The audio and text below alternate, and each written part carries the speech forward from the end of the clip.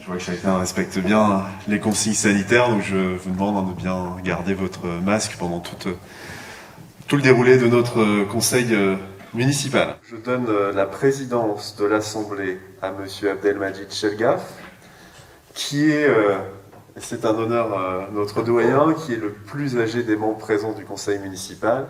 Nous allons procéder à l'élection du maire. Je déclare le scrutin ouvert.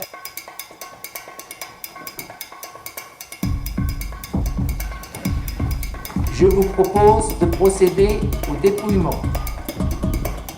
Monsieur Wilfried Schwartz, 30 voix. Monsieur Patrice Autant, 3 voix. Wilfried Schwartz, ayant obtenu la majorité absolue, est proclamé maire et immédiatement installé.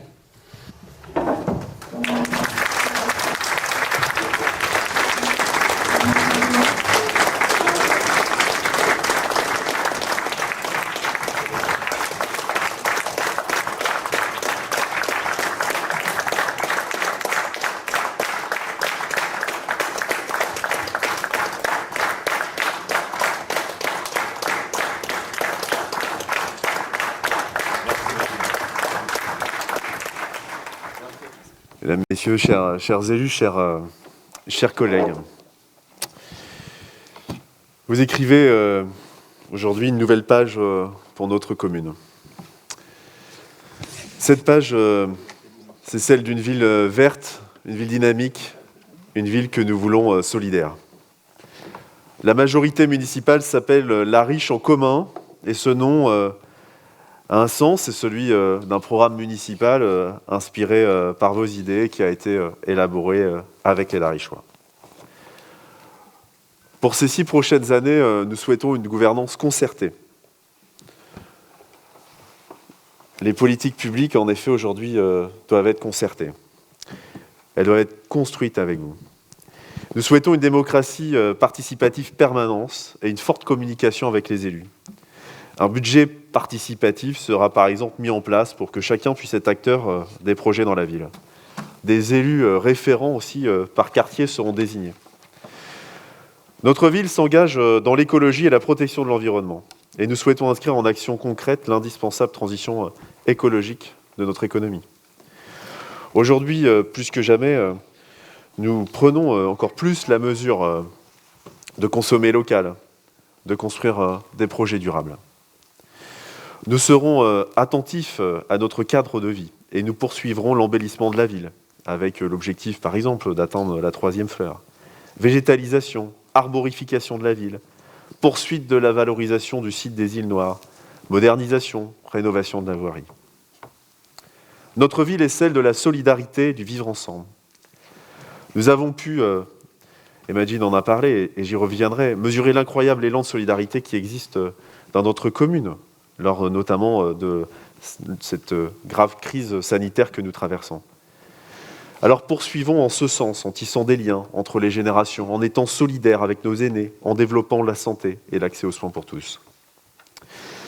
La vie associative sera également encouragée avec la création d'une maison des associations.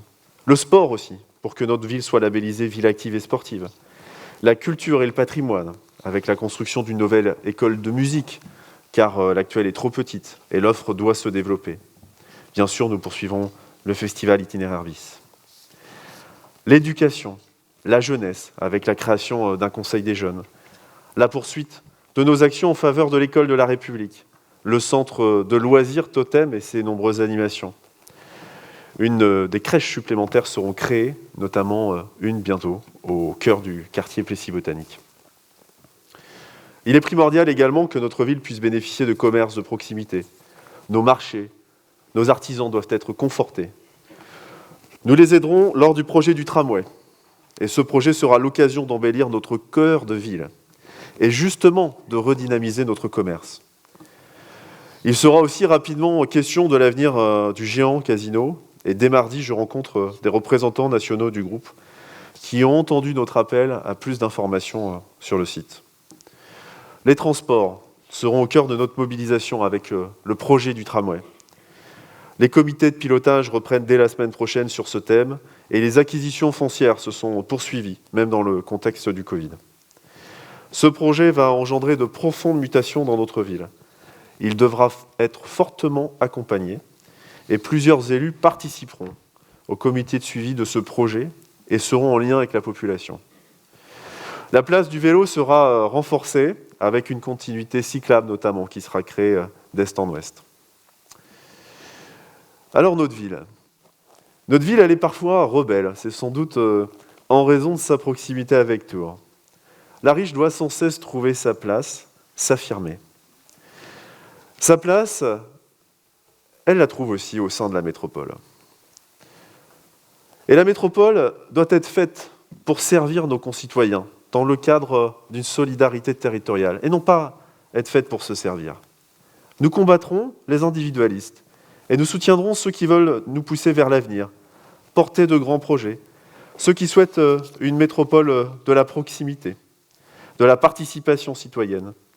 Nous soutiendrons une métropole plus respectueuse de l'environnement, qui doit prendre en compte aussi les disparités de notre population. Je soutiendrai aussi pour ma part une nouvelle gouvernance de la métropole, laissant plus de place au dialogue direct avec nos concitoyens. Il existe par exemple une instance de concertation dont personne ne connaît suffisamment le travail, qui s'appelle le Conseil de développement. Son rôle doit être renforcé. Il doit pouvoir contrôler les décisions d'exécutif et sa composition doit être revue. Je propose par exemple d'y intégrer des citoyens tirés au sort. Il existe bien des jurys d'assises. Alors si le citoyen peut juger, il doit pouvoir participer directement à la mise en œuvre des politiques publiques. Alors avec les conseillers métropolitains, nous avons une grande mission à accomplir. Vous allez passer beaucoup de temps à la métropole pour bien nous représenter, pour travailler intensément, pour faire avancer les projets de la ville et défendre nos intérêts. Nous aurons besoin d'unité et je compte sur vous. Faire avancer nos projets, ce sera aussi solliciter le département, même un conseillère départementale, la région, l'Europe, pour financer nos nombreux projets. Alors, un maire, une équipe municipale, une municipalité ne peut rien faire seule. C'est un collectif. Et aussi, je remercie l'ensemble des conseillers municipaux du dernier conseil municipal. Plus particulièrement ceux qui ont exercé aussi une délégation municipale et qui ne souhaitaient pas se représenter. Je salue particulièrement dans le public Claudie Rosas, Daniel Langer, Alain Bouin. Je salue aussi l'opposition, Madame Touré, qui est conseillère départementale, qui a été longtemps aussi au conseil municipal. Quant à M. Autant et l'actuelle opposition, je ne doute pas que le temps de la raison reviendra pour que l'on puisse travailler ensemble de manière constructive. Je voudrais aussi revenir, Majid Chagaf en a parlé, sur les bénévoles et les remercier très sincèrement pour les actions menées lors des opérations de distribution solidaire des repas pour les plus vulnérables et l'incroyable mobilisation pour les masques.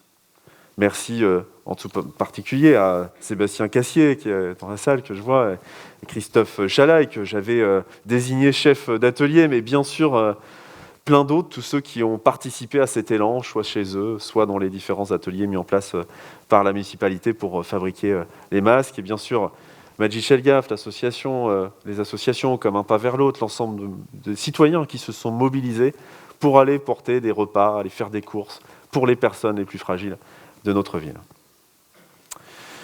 Enfin, notre ville ne pourrait fonctionner sans ses services. Madame la directrice générale des services, tout d'abord, je tiens à vous féliciter, vous et vos directeurs, vos services, pour la gestion de la crise du Covid-19.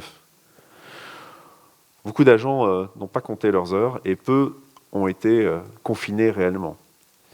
Et à ce titre, une prime pour les agents présents a été décidée par le dernier conseil municipal.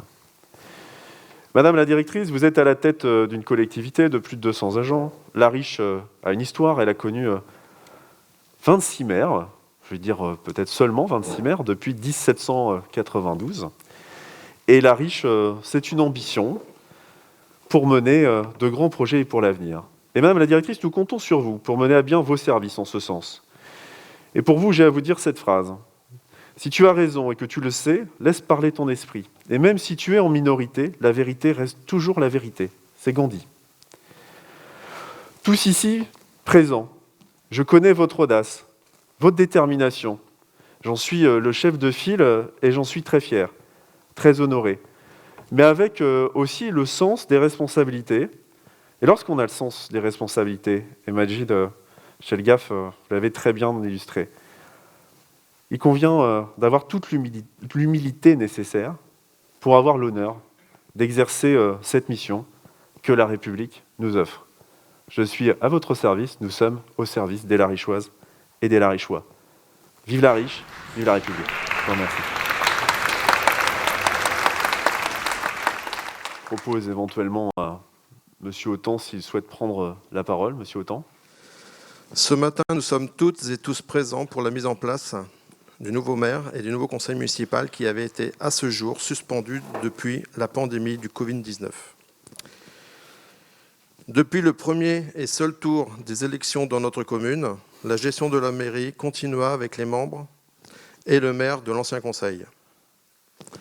Plus de 2 mois se sont écoulés depuis le 15 mars avec des élections qui ont été organisées dans un contexte insolite au niveau de notre pays, avec des annulations de réunions publiques, des fermetures de commerce avant cette date du 15 mars, et ces élections quand même maintenues au premier tour. Puis nous avons appris depuis que certaines personnes qui tenaient les bureaux de vote avaient été atteintes du Covid-19. Nous reconnaissons une victoire certaine de la majorité, mais nous sommes sceptiques par le résultat suite à la faible participation. En 2014, plus de 60% des Larichois s'étaient déplacés pour les élections municipales. En 2020, 2642 électeurs sur 6473, soit d'à peu près 40%, se sont déplacés. Une participation insuffisante pour garantir la sincérité du scrutin. Une abstention massive due à l'inquiétude et à la peur sur la progression de cette pandémie, qui a joué un rôle déterminant suite à des choix de vote non exprimés pour ces élections. Le conseil municipal siégera en représentant 18,52% de la population larichoise. Et au regard de ce chiffre, on peut donc douter de la sincérité de ce premier tour et seul tour du scrutin. Pour le Conseil constitutionnel, la sincérité électorale implique que le résultat des élections soit l'exact reflet de la volonté exprimée par la majorité du corps électoral. Si l'on reprend les 3 composantes de cette notion, liberté, égalité et le caractère secret du vote, il nous semble, en effet, que les 2 premières peinent à remplir dans le cadre de ce premier tour. Nous pensons qu'il ne fallait pas maintenir ce scrutin. C'est une crise démocratique derrière une crise sanitaire. Nous avions promis une campagne honnête et nous avons tenu parole. Nous avons retransmis certaines informations venant de grandes institutions. Personne de notre équipe a menti sur sa profession.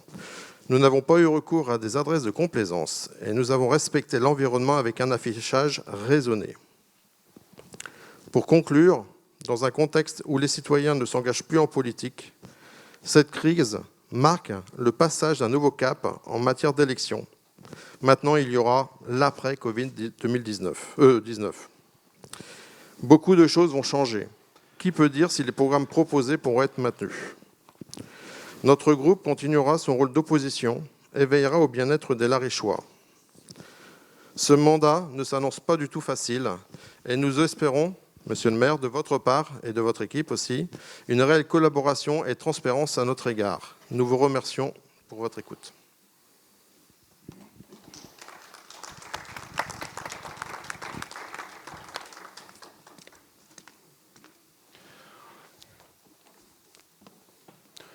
Oui, moi, merci. J'ai pas envie d'applaudir quand, du coup, vous reconnaissez pas la sincérité d'un scrutin. Je pense que les mots ont un sens.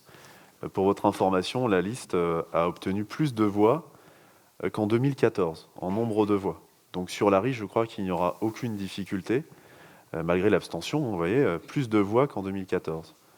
Donc je crois que la légitimité de l'équipe municipale est pleinement acquise. Pour ce qui concerne notre travail ensemble, Tout dépendra. Je veux dire, un discours comme ça ne donne assez peu envie de travailler avec vous.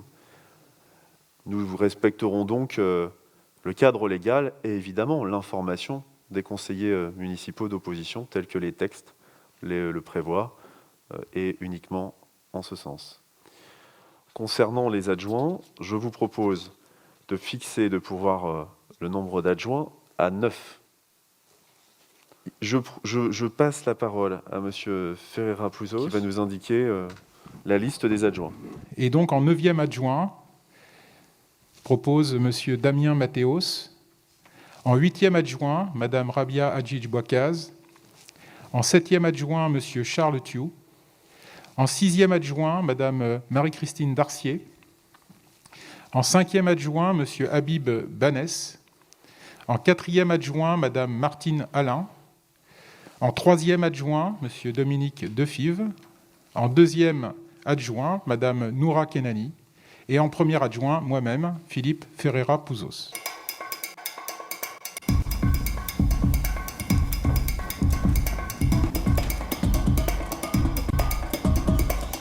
Sont élus dès le premier tour, à la majorité donc absolue, M. Ferreira-Puzos, Mme Kenani, M. Defive, Mme Alain, M. Banès, Mme Darcier, M. Thiou, Rabia Hadjidj-Bouakaz et M. Mathéos. Vous êtes donc adjoint au maire. Je vous adresse mes félicitations. Vous pouvez vous applaudir.